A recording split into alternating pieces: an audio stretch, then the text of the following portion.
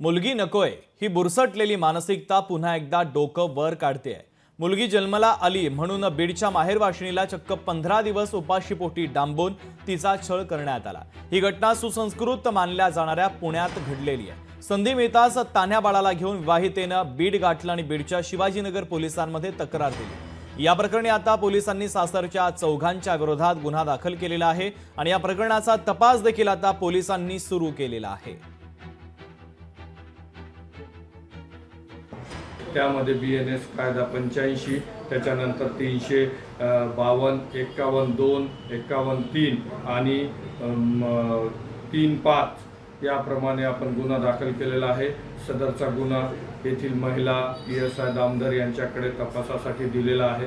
अतिशय उत्कृष्ट तपास करून जर या घटनेची सत्यता असेल तर आरोपींना न्यायालयात शिक्षा मिळेपर्यंतचा व्यवस्थित तपास शिवाजीनगर पोलीस स्टेशनतर्फे करण्यात येईल। बाळ झाल्यानंतर सासू त्रास देत होती, मुलगी झाली म्हणून घरातले पूर्ण मला मानसिक ताण आणि शिवीगाळ करत होते लोक, आणि जेवायला पण देत नव्हते।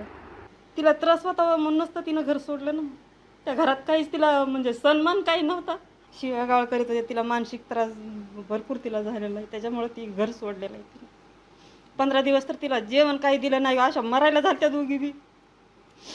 इथं आल्यात तर ते जरासं बरं झालं, ते इथं आल्यापासून दोघी बी न्याय मिळावा तिला आणि तिच्या मुलीला। लोकशाही मराठी ऐका, पहा, जागरूक रहा।